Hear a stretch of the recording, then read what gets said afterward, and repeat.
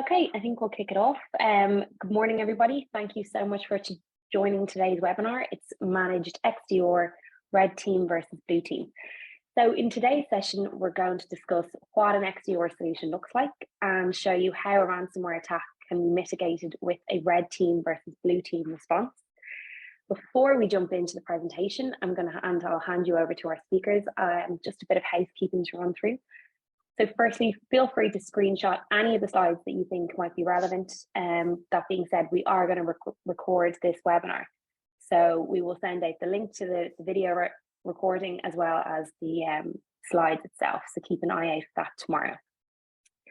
Now, onto the team. I'm Kirsten Savage-Limes. I'm the marketing manager based here in Dublin, in Ireland. And with me here today is Paul Hogan, who's our Chief Strategy and Innovation Officer, and Brendan Fay, who's our Chief Operating Officer. Both of the guys join us here from Ward Solutions, which is an Echo company.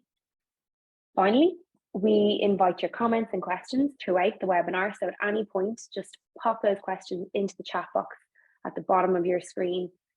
Paige is just going to send a little message in so you know where that is, and we can run through them at the end, or if it makes sense throughout, we'll kind of address them in the middle of the webinar. We are going to run a couple of polls throughout, so it makes it a little bit more interactive, and we'd love your response to those. And we will have a survey at the end, if you wouldn't mind just giving us your feedback. So now, before I hand you over to Paul, I'm going to begin with our first poll, and that question is: do you believe your current investments in cybersecurity can protect from the latest advanced threats? And that will appear on your screen now. So as these answers come through, I might give you all an idea of what people are answering. So I'll give you a couple of seconds to give us your answer. It's looking tight. We're at 47% yes, 53% no. Oh, it's changed.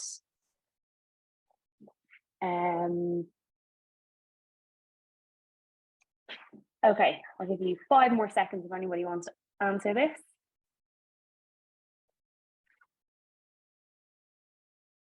Okay, so we're at 41% yes, 59% no. Okay, Paul, you might have something to say on that, or please proceed.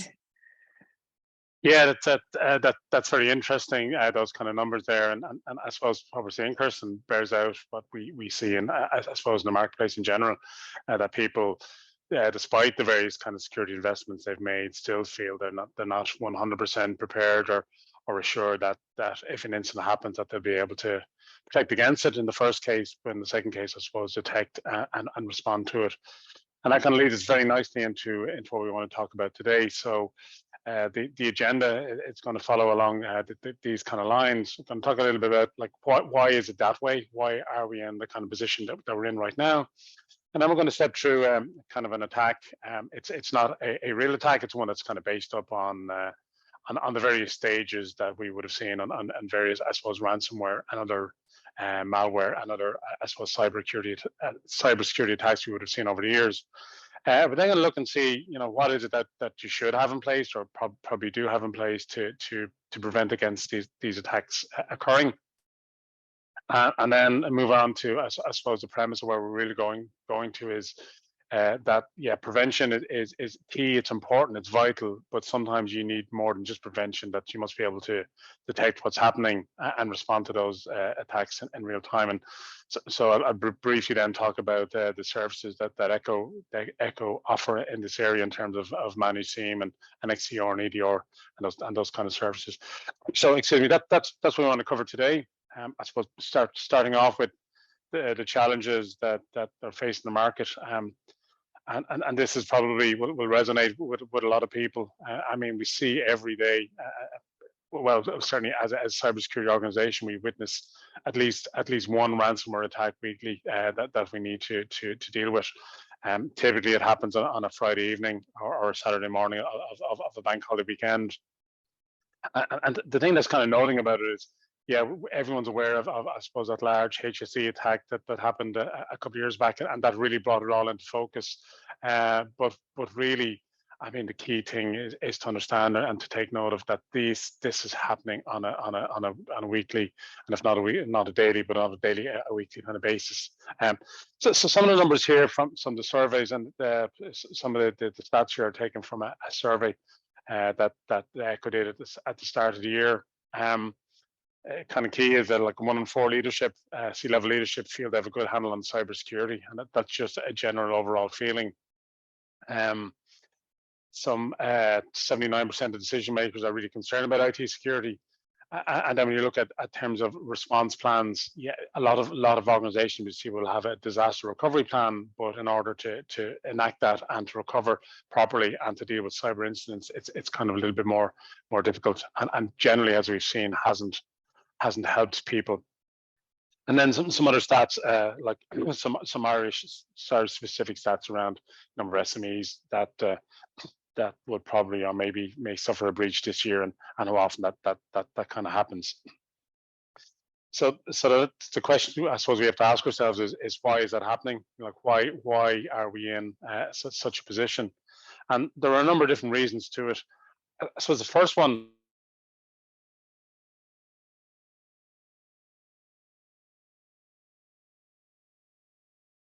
See if you can hear something in the background there. It's just a.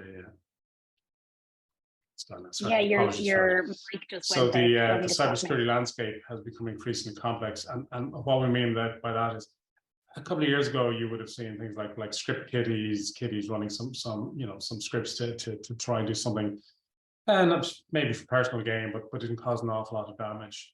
But more recently, what we've seen is things like ransomware for servers and affiliated cyber attacks, that attackers now are creating environments where you can sign up, become a hacker, download some tools, and gain some financial gain from it.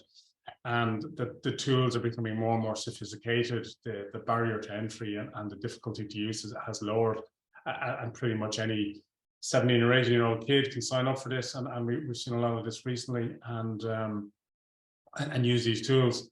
And sometimes it's not just the complex threat landscape that's out there. It's just things like human factor.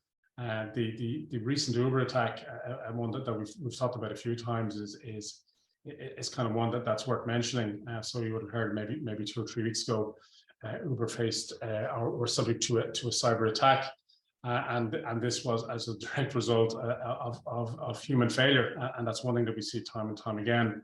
And in this case, a client or a user in Uber had multi-factor authentication configured on their account. The attacker had managed to get somehow the password of that account, and tried a couple of times to gain access. And as the attacker tried to gain access, the real user was sitting at home, getting a notification on the phone to accept, and kept denying. And then what the attacker did through social engineering was decided, you know what, I'll send them a WhatsApp saying, hey, look, we're from IT Uber here. If you want to stop those messages, or stop those messages popping up, just hit accept. And human nature being human nature, the guy hit accept, and there you are, kind of game over. Access was gained. So the landscape, as you see, it's becoming increasingly complex, but some of those old kind of issues still remain. This one is kind of key, and people, I suppose, have begun to realize that achieving 100% protection is not realistically possible. To stop absolutely every attack is going to be very difficult. If you look at organizations that have been breached over the years, it's been everything from large multinationals to state security organizations. So to enable yourself, or to enable an organization to have a spend that's going to stop every attack is going to be very, very difficult. And so there's a realization that, yeah, absolutely key is protection, and protection is first and foremost, but also you must be able to detect smaller incidents that are ongoing in a network, and stop them from growing into something that becomes a larger incident later on down the line. And that's key, that understanding and acceptance that 100% protection is not realistically achievable. And I suppose the last point, or our second last point, is around things like the complex IT environments. So yeah, definitely after COVID and a lot of remote working, which is still in place, and the scramble to do that. When you look at the areas of IT and business transformation, the moving to cloud, hybrid cloud was at one stage a step in the journey. Now for a lot of organizations is the endpoint. It's not just hybrid cloud, it's multi-cloud. So the attack surface area that we see is kind of increasing for organizations. And in some cases, some businesses are slowing down their adoption of IT or of cloud and other kind of technologies, mainly due to security concerns.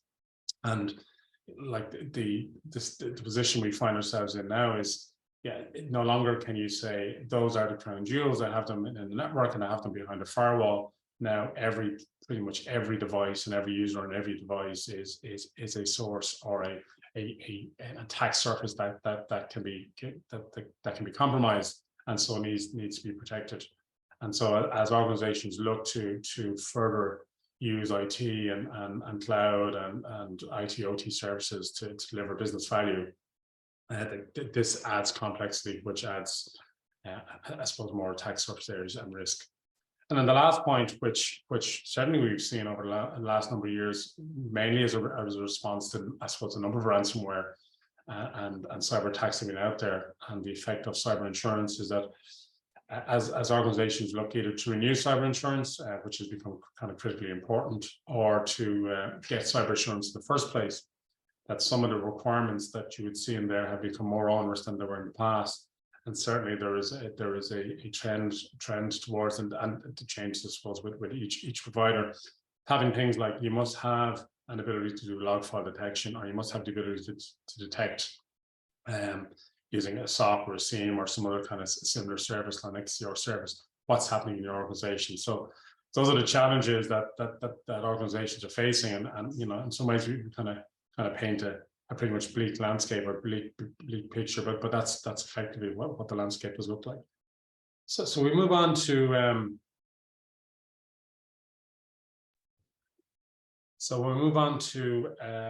what does an attack look like? So in terms of the attack review, I'm going to just introduce Brendan Fay now. So Brendan is the Chief Operation Officer with Ward Solutions, has been an ethical hacker and pen tester for a number of years. So I'm just going to ask Brendan to step through, I suppose, what does an attack look like? And so this is something we can either deliver as a service to help people understand what their attack surface looks like, so we can do a simulated attack and then see what it looks like. But I'm just going to ask Brendan to step through. Here's a typical or a type of attack that might be seen. So Brendan, I'll just hand over to you. Yep, thanks, Paul. And following up on that, so really our approach, in order to understand how to best protect against these sort of attacks, it is good to understand what an attacker typically does as well, so that you're following real stages. And the MITRE attack framework is one of those frameworks that tells you the stages of an attack and typically what an attacker does. There's also Lockheed Martin, which is a very similar, it represents a kill chain of different stages of an attack, and you're trying to stop an attacker at each of these steps within the kill chain. But here is an actual example, and typically what we would see from being involved in a number of incidents, ransomware incidents, and discovering how they got in and the realistic what actually has happened. So it's a good way to try and defend. If you can keep going there for the first screen there, Paul, drop down. Yeah, so the very first thing is the attacker wants to gain initial access, typically onto an endpoint, and they go in via an end user. So they're trying to get the end user to do something. It would typically come in as a phishing email, and that phishing email, it may be targeted at your organization. So there might have been some recon into your organization first, and then send targeted emails at different people within your organization. Or more frequent, what we'd see is it would come from somebody you know. So there'd be an email from, say, a vendor or a partner or somebody you know, and what's actually happened is their account is being compromised, wherever it may be. Their email account is being compromised, and it goes through all their contacts, sending them all a mail. And the mail will typically look like, here's that contract that we discussed, or please see attached to your proposal, or whatever it may be. And that could be an attachment itself, or very often they're trying to avoid all your controls, your mail controls and stuff like that. So it might be a URL that you click on and protect it to prevent, if you have click-through protection, they may actually send it in such a way that the click-through protection doesn't work. So it's not actually a URL, and they're hoping that somebody will copy the text and put it into a browser effectively. So they're trying to get you to run something, and typically, so I'd say it may be, here's that contract we discussed, or here's the proposal. That would be a Word document. In there would be a macro with the malware embedded within the macro. Could be, it would be using some sort of exploit framework like Squirrel Waffle or something like that, or it could be an Excel with active content within the Excel, or it might be as simple as an exe file in a file share, which has an icon of a PDF, but it's actually an executable file. So what we're trying to get somebody is to run something. Typically, that would come as a UAC, a user account control alert. Are you sure you want to do this, as an example? But they've got through your barriers, they've sent the email to you, and it's up to the end user now as your last line of defense. If they click on that, it will run that active content within their browser, and that active content, so it would typically be browsing a website. That website may not be in Ireland at all, or across Europe. Typically, it might be in some foreign country that you do no business with whatsoever. So the URL will come in, like one that recently came in and got through our own barriers here in Ward, and it was to a website that was off in Indonesia. And we would say, well, why do we need to do browsing to Indonesia, as an example? So it's just something to consider. So now that they've clicked on the link, it's run something on the endpoint, and that's your initial access. So now at the next stage, they're trying to establish a command and control. If you keep going there, Paul, if you don't mind. So they've executed something on your endpoint, and it may be a multi-stage downloader that they're downloading something onto your computer. So that will come from a command and control server. Typically, from your endpoint, the communication out to the command and control server, it could go over DNS, it could go over HTTP or HTTPS, and it's designed to get around your URL filtering and your malware lists that are on your firewall or wherever it may be. So it could be a zero-day website, so disguised as shoppingonline.com or some URL that has not yet been blacklisted by the big providers, so that when the user clicks on it, it just looks like standard web browsing out to a shopping site, and you wouldn't even see it. And it's done in such a way that it's not a big flurry of activity. So it could be a slow multi-stage downloader. So it'd be a 0 day so they've ran something to a domain, a valid domain that looks valid, but is in control of the attacker. So that established command and control to that particular endpoint, and they may download another piece of software like Cobalt Strike or something like that to take control of that laptop. And now what they're trying to do is trying to remain in the environment and get access to more systems in the environment, more ways of connecting to the command and control server, but also their overall target would be a domain admin. So you'd run lots of commands on that box. You've established your command and control now. So actually, if you want to the next one then, Paul, so we're on a single endpoint. And we have command and control on that endpoint. Now we move laterally. So we want to avoid being detected. So we may disable UAC bypass, which leaves a small trail behind it, or we may turn off the endpoint protection or something to that effect as well, or your malware detection on your endpoint. But we want to move across the environment. We want to gain access to your domain admin. How do we do that? We live off the land. So you try and use the tools that are available to you on the desktop, like PSExec or ARP or RDP, just connect to a share or RDP and see where do I have access to on other systems. I don't actually need the end user's password, so I could use tools and techniques, pass the hash, or so I don't, if you have as an example, with a pass the hash attack. So what I could use is using this tool called Cobalt Strike that's on the endpoint. Once I've got control of the endpoint, I've installed Cobalt Strike, and I can extract the hash values from that PC, the hash of all the different passwords. And using that hash, I can replay the hash against other PCs. So it might be if you have a local admin on your PC, as an example, on your endpoint, if that hash might be a very strong password, but if that very strong password is on another endpoint that's accessible, that you can communicate with, then you can run commands on that other endpoint. So, and you can also look through the likes of Mimikatz and see who has logged into this machine and actually get their password that it may be cached if they've recently logged onto the machine through memory for memory analysis as well. So now we've found out, we've done some enumeration on your domain of who has domain admin as well. So the user that I've just logged into, are they a domain administrator? Most likely not.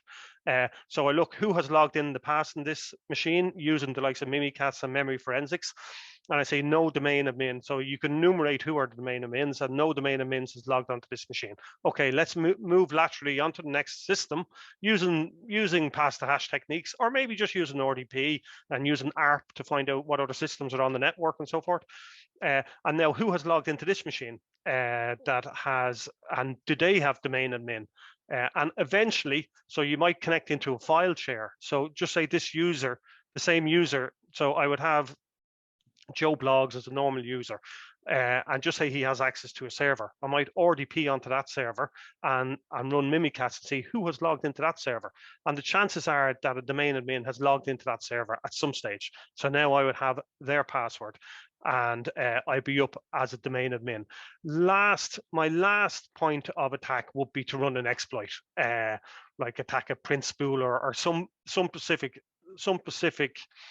vulnerability that may be in your network. But I'd be afraid to do that because that would be detected quite quickly and stuff. So you want to live off the land and use your general tools, as I say, the likes of RDP and stuff like that, and PSExec and those sort of tools. So now I'm in as a domain admin. So what's the next thing that I may have set up? Hidden shares, or I may have set up another domain admin user as well, so that I can keep my access. And as I moved laterally across a number of computers while I'm doing that, I would have established multiple command and control, so multiple ways into your network. That is not just the initial endpoint.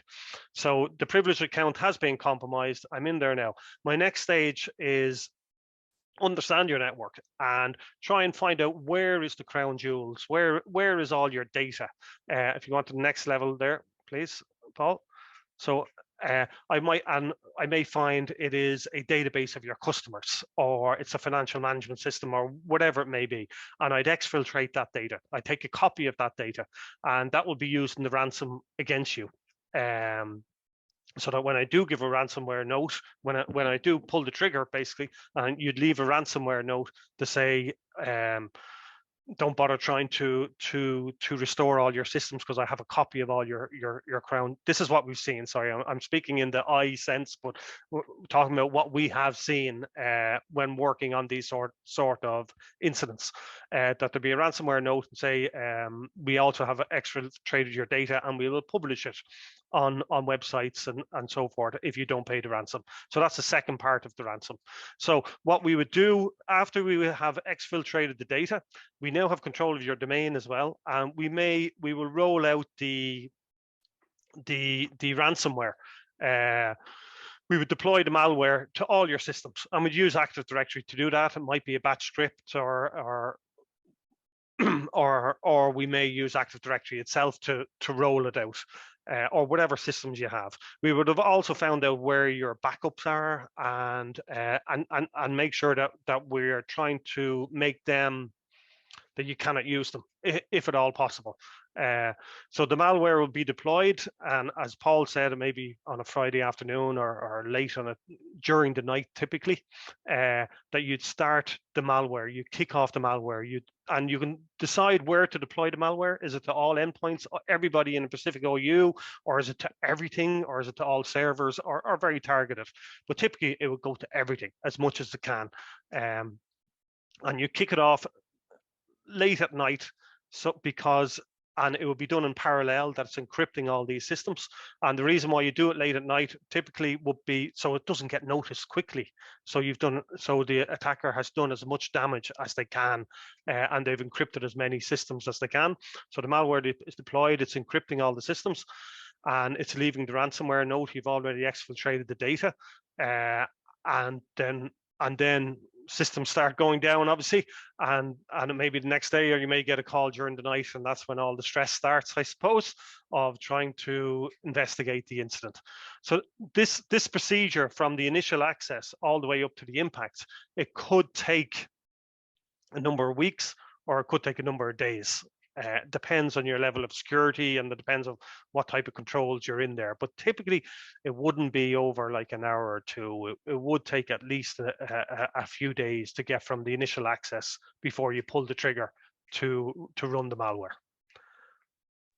Does that make sense? Thanks for that, Brendan. And I'm also appreciated that you have to throw in that you haven't done this, but it's something you've seen. Yes. Sorry, I'm talking about it from a red team actor. That this is, if I'm acting as a red team, this is the type of thing that a red team would do, or this is the type of thing that your hackers, based on our experience of working on incidents with customers, that this is what we have determined has happened. 100%. Thank you for clarifying that for me, Paige. Before we move on to the next poll, which I think is our next slide, a question just came in there for you, Paul, based on your last slide before this. I'd be interested to know, are you seeing anything like cyber fatigue in organizations due to the endless nature of the current cybersecurity landscape? Yeah, absolutely, and I think that kind of point we made around that Uber attack was exactly that, and that was, I suppose, cyber fatigue for an individual user. It was, Thursday or Friday night, keep getting hit up with messages to authenticate on their phone, and kept saying no till it at some point in time said yes. In this case, it was prompted by WhatsApp. So absolutely, we see it. If you look at the very first stage here in the MITRE attack that Brendan explained, which is initial access, a lot of the clicking on clicking on phishing emails, and I know they can be crafted really, really well nowadays, or browsing to malicious websites, is due to that. People through security awareness training are well aware that you be very extra vigilant and cautious when you're clicking any links. But still, this happens. It happens on a, as I said, a weekly, if not a daily, a weekly basis. The other area of cyber fatigue, and probably more around what would happen in a SOC or a NOC, more so than individual users, is if you're trying to monitor what's happening in your environment and you're getting thousands and thousands of alerts and signals, and you're trying to figure them out, it's difficult. It's difficult, and guys need to be on top of their game, and constantly being tested themselves to make sure that they're not missing everything. So yeah, that's kind of a key point. And probably one last one. I was talking to Jerome, and Jerome heads up our GRC practice and our cyber testing. He was telling me a few days ago, this year he's done a number of breach attack simulations whereby he would go through this kind of process, or a similar process, in an organization to kind of test their various controls. And I think he said in about 95+% of cases, they have been able to compromise an environment at some level of the attack chain here. Maybe not initial access, but maybe in terms of data gets exfiltrated and hasn't been noticed, or lateral movement, domain and means have been compromised and haven't been noticed. So it is a kind of very serious problem. All right. Yeah, I think that there's a poll if you want to try and read it out. Yeah, sure. So the next question is, given the previous scenario, how confident are you that your current controls and technologies can protect you? So based on what Brendan just went through, are you confident that your current technologies can protect you?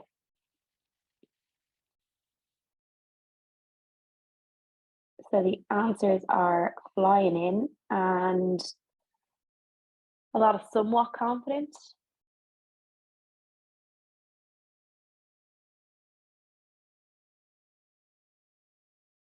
And thankfully, no one yet. although there's still time, has said they're not at all confident, which is a testament to you guys because we have a lot of customers on the call. Okay, I'll give you 5 more seconds to answer that.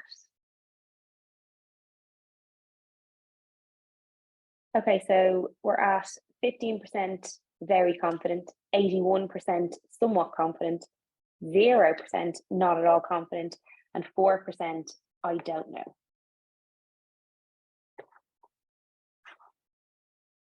Yeah, those are interesting results or feedback there.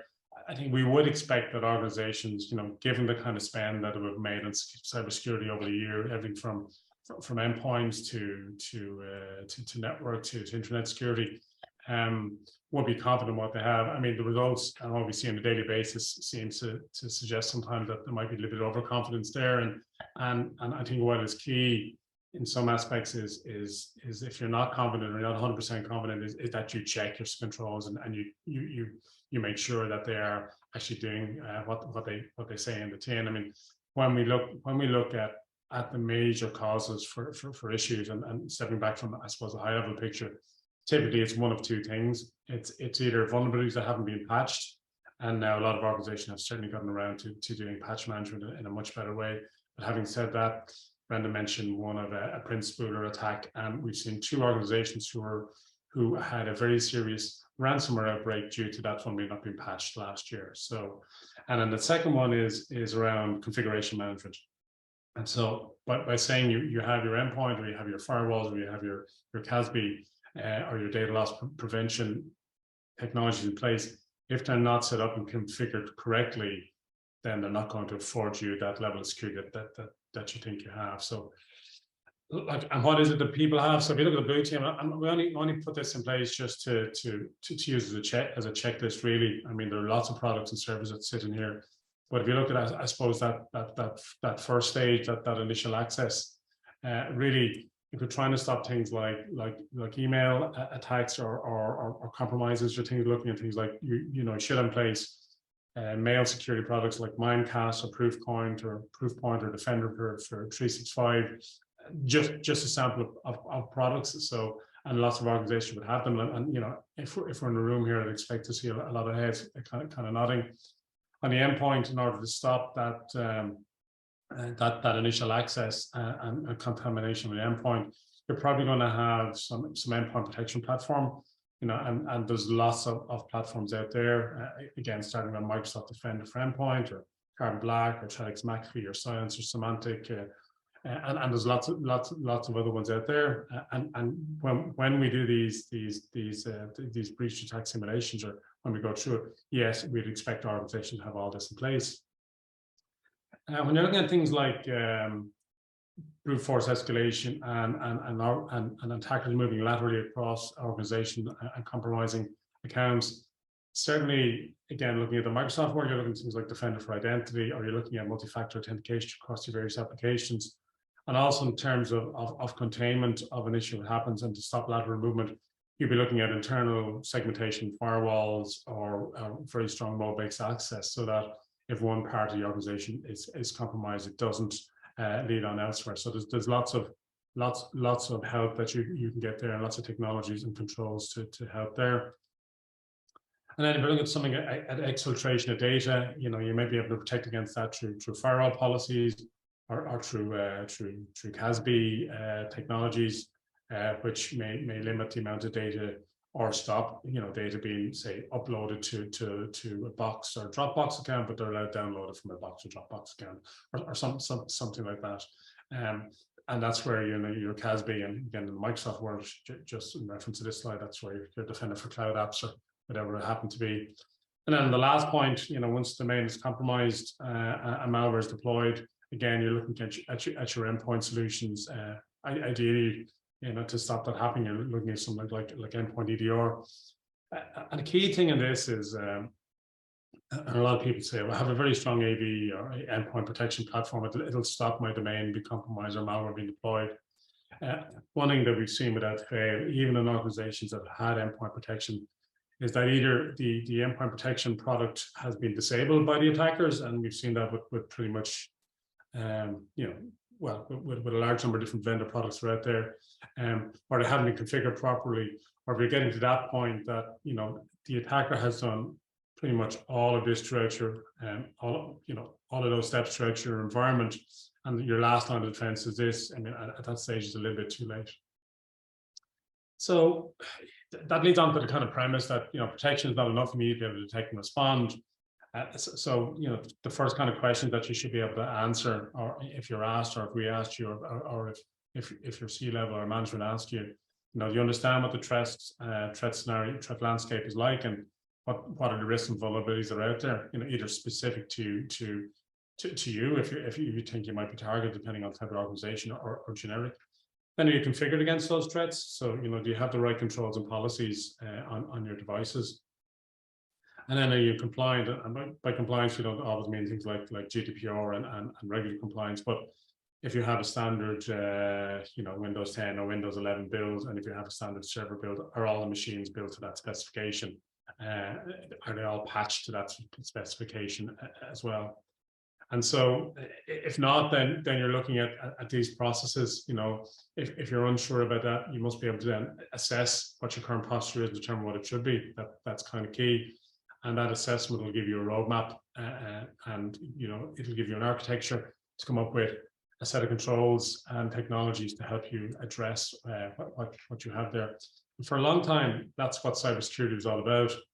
You know, what's the landscape? What do I need to do to, you know, what's my posture? What should it be? Put it controls in place. Yeah, a number of years ago, this kind of changed, and the approach changed, and that's why we're saying the detect and respond capability is kind of key. So sometimes bad things can happen to good people, and despite having done this, and lots of organizations have done this, you can be subject to an attack. And if that happens, then are you able to answer these questions? So, for example, what are the security incidents that are happening right now? And what would the impact of your organization be? And when we incident, it mightn't necessarily be an incident. It might be a low-level signal. So we have one example of an organization that were compromised, and they had no SIEM or XDR solution in place.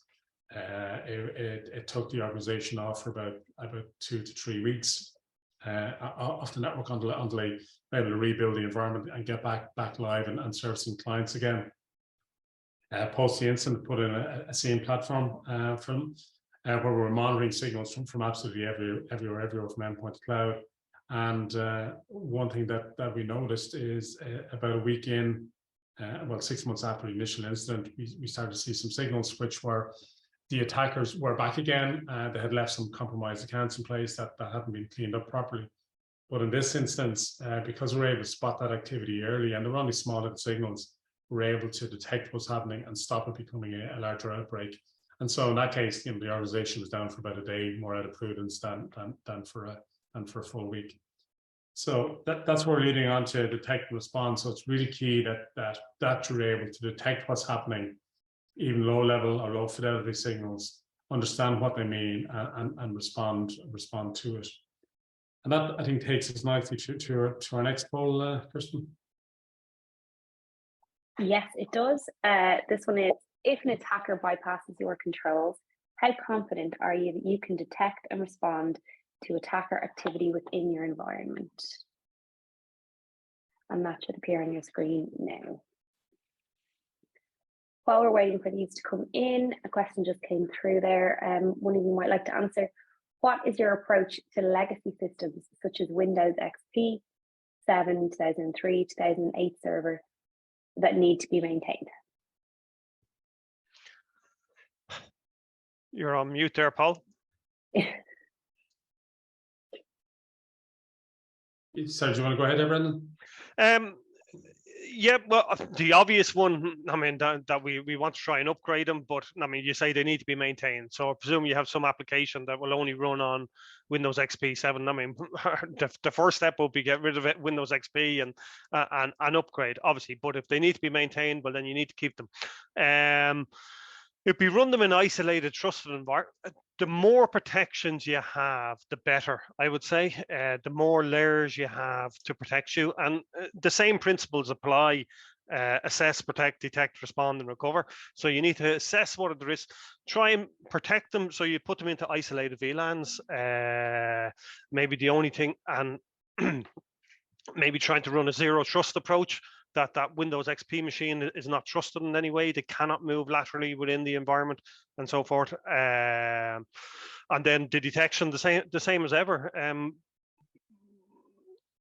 It just needs more vigilance and as many controls as you can, and protect lateral movement, I would think. It's anything to add there, Paul? And yeah, and I think that's great. It's isolation is key. So if you can't, if you can't upgrade them, and if you look at, sometimes you do things we used to call virtual patching. So I remember way back in the WannaCry days with SMB version 1 and organizations found it difficult to kind of change that really quickly.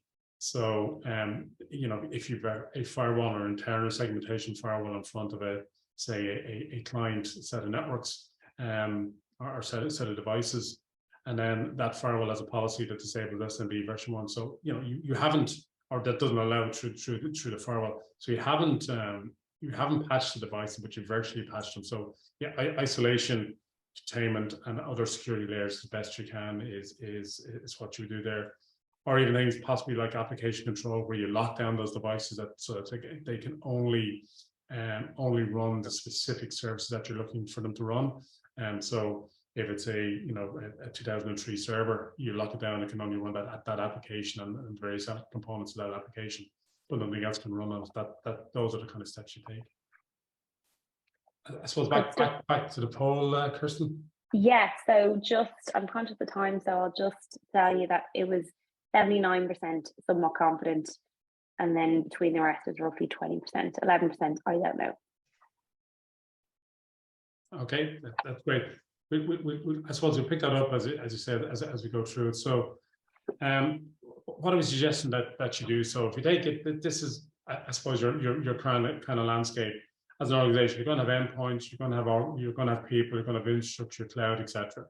And you can look at this in two ways. One is, this is an attack surface area that threat actors can compromise. Or secondly, you can look at it as, this is a rich source of information that I can determine or that I can pull data from and determine if something's happening in the organization.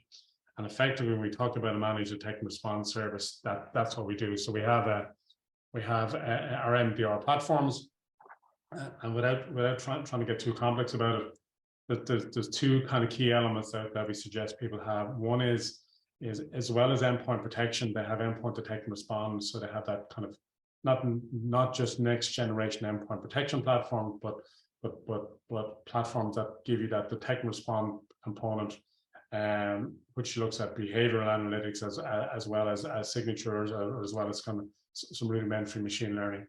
And secondly, then you're looking at, I suppose, a SIEM platform or XDR, and really we can use the terms interchangeably sometimes, but what you're looking at is building up a composite picture, taking signals from absolutely everywhere you can in your organization, from your IT, OT devices, from your endpoints, from your network infrastructure, from your security infrastructure, from your cloud infrastructure. You're building up that composite picture. And to help you make sense of all that and to give context, there are two things you need. One is that behavioral analytics. I'll talk about that again in a second. And secondly, and I think there was a question came in, is around threat intelligence. So threat intelligence is really key in this. Now, there are multiple levels of threat intelligence. I'm not getting into too much detail, but if you look at something very simple, if you see a server and it's going out to IP address 5.6.7.8, that may or may not be good. You don't know where 5.6.7.8 is, but threat intelligence will be able to tell you, actually, I've looked at that. It's a known malware site, or it's been known to host malware, or it's been used as a command and control center, or whatever it happens to be. So the threat intelligence can come in many forms. At the very lowest level is an indicator of compromise. That will be things like making sense of IP addresses, or URLs and domain names, or files that might be seen that your endpoint might pick up, like hash values of particular files. And that's really important to help you build up this picture. So when we look at this kind of picture here, this is still just technology. We have your technology, we have your MDR or an MDR technology, and effectively that'll generate or raise signals up to the SOC. And what's kind of key is that if you want to make sense of this, the platforms will give you a kind of a score, whether it's a high in terms of one platform or it's a magnitude 8 in terms of different platform.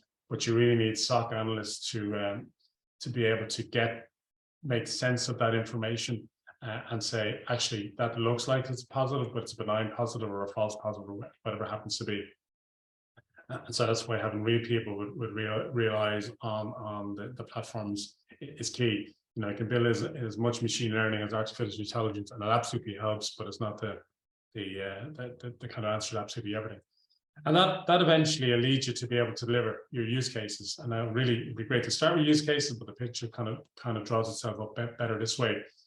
And generally, we see kind of, when you're looking at MDR, what you need from an MDR service, generally kind of breaking into two. There's that insider threat detection, which is, mainly looking at user behavior on the inside the organization. So what are users doing at points in time? Is that abnormal for them? So if I'm a domain admin, I never log on at 3 in the morning, I'm logging on at 3 in the morning and everything's okay. I've logged on properly, I'm multi-factored in, everything's fine. But that's an anomaly and maybe needs to be investigated. Because that may not be your domain admin, it might be a compromised account. So and that's mainly behavioral based. And then when we look at the advanced threat detection or a lot of the external threats, that's generally where I suppose threat intelligence kind of helps us make sense of a lot of what we're helping seeing. Yes, it's going to be threat intelligence, but it's also going to be building up that composite picture. So I've seen this happen on an endpoint, this happened on the server, this happened on the firewall noticed this, and the database all noticed this. Any one of those on their own didn't mean a whole lot, but when you look at the combination of them, that builds up a kind of picture of something that needs to be investigated. So that's a kind of high level approach of what a managed detect and respond approach should be. In terms of products and services, there are many. Echo supports a lot, but I'm just going to go through a couple very, very quickly here. So in terms of the managed detect and respond platform or managed SIEM platforms, we support Microsoft Sentinel and IBM Curator SIEM as well. So that can be deployed for organizations. And we have capabilities to do it from the smallest 50 plus organizations up to some clients we have with 20, 30,000 employees. But it does scale down. And then when you're looking at the endpoint, if you happen to be a Microsoft centric house, then you're probably looking at Defender for Endpoint with that P2 or that E5 kind of licensing capability. And then also we would support in our 24/7 SOC that Carbon Black managed endpoint detect and respond platform as well. And then I'll leave this with you because I know we're pretty much getting on to where we need to be looking at and answering some more questions. So these slides will be sent out to you, but this is just a kind of a one-pager which shows in terms of a managed MDR or kind of XDR service what it is that we can do. So it's everything from the deployment and configuration, delivering that 24/7 SOC MDR service, which can do anything from alerting all the way up to remediation. User and entity behavior analytics is built into the both platforms that we support. So 24/7 SOC, as you'd expect, it's fully manned and out of Dublin here. And delivers those benefits that you'd expect. It's very difficult to do this depending on the size of your organization, of course. To do this yourself, to build up the technology is okay, but the team and the experience, and to do it in a cost-effective manner too. These tools aren't cheap, and particularly when we're looking at I suppose small organizations that seem essential product. We need to be able to scale down there. And of course, we have a team of experts who've been doing this for 20 plus years and on the various kind of technologies. So that's where we want to get to. I think Kirsten, there was a couple of questions maybe that came in that we need to address. Yeah, I will throw a couple of questions at you now. One of them, what's your opinion on endpoint protection that now offers a managed service and SIEM SOC as a rolled in service versus a separate SIEM SOC service or team? I don't know who wants to take that. Yeah, that's a good question. I think the answer is you must have really an EDR service. And if you look where EDR moves to, and EDR kind of expands out to XDR, which effectively for us is kind of like our managed SIEM. The difficulty with having a separate SIEMs service and an EDR service is you might be missing some pieces. So EDR might detect something that's not that on its own is not nefarious. But if you look at the combination of EDR plus the SIEM, you can say the endpoint has detected this, but at the same time, I've seen this on the firewalls, and I've seen this in my cloud app. So building up that composite picture. So we do have some clients where they have a separate EDR service that feeds into our SIEM, and in order to remediate possibly at the endpoint, we would reach out to that EDR service. So there's nothing to stop you doing that, but the answer is really either your EDR feeds high-level alerts or incidents into your SIEM, or overall you have an overall SOAR platform that takes it from your SIEM and your EDR and builds a little picture. But the answer is, yeah, you have to be able to build up that composite picture. Okay, good. I am conscious of time, so we might just throw out one or two more. What is the difference between a SIEM and managed SOC service? Yeah, that's a good one too. So SIEM effectively is a platform. So SIEM in our case will be IBM Curator. So that's the platform. It's the licensing. It's if you talk about the managed SIEM service, it's keeping that platform up to date, available, configured with the latest threats, etc. If it's something like Microsoft Sentinel, a lot of that is done in the background by Microsoft. But also there are things like analytics that need to be continually tuned and updated, etc. So a managed SIEM service is done by SIEM engineers, and they're looking after, I suppose, the platform and the efficacy of the platform. The SOC is different. So where the SOC is manned by security analytics. They're less concerned about the SIEM, the actual hardware and software, whatever. They're concerned about what are the signals that I'm getting from these, and what is the SIEM telling me. So the SIEM, which is being managed by the engineering team, has said, I've seen 5 failed logons followed by a successful logon on this machine, followed by the user trying to log on to a database, and followed by data being exfiltrated. So they are now looking at the detect and respond and the playbooks to see what should be done in this case. So they're not worried about the underlying technology, they're worried about security efficacy. So really the way I like to see it is the SOC is manned by SOC analysts, and the managed SIEM is manned by or run by SIEM engineers. Okay. Lastly, do you offer training sessions to organizations? We'd offer specific training, yes, around the SIEM platform or EDR platform that we'd have them deploy, and the training is very much client specific. So something like Sentinel or Curator or Carbon Black wouldn't be a generic course on that. It will be after a deployment. We'll go through, here's our deployment, here are the rules that we've put in place, here's how we're going to respond and react to it. If it's something like it's co-managed, and we might have some co-managed deployments, here's what we expect you to do, here's what we expect us to do. So the training in that case, yeah, is very specific to a client deployment rather than generic training. Now, what we find is that some people might take that initially, and they may hop out and say, oh, I need to do a 5-day course on Carbon Black, or do some training on Sentinel or Curator. But ours will be very much based on their specific deployment.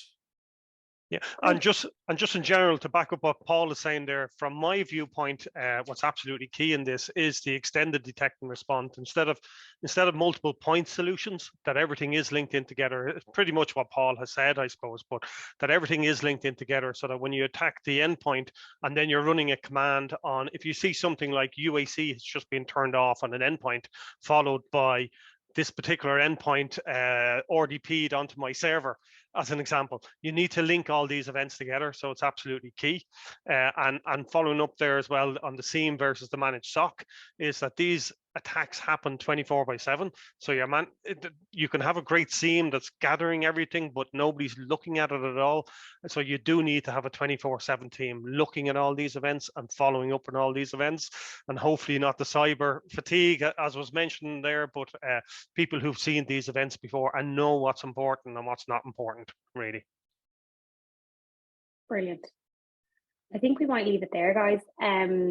For anyone who's on this call and interested in pen testing or ethical hacking, I can see Declan is on the call and he'd want me to plug that as much. We're going to do a webinar on that later in the month. But thank you, Paul and Brendan, for your time today. Thank you, everybody else, for joining. Any questions that we've missed, we'll get back to you directly. And there is a survey that's going to pop up at the end, or you'll get it in your email tomorrow. So have a great day. Thanks, guys.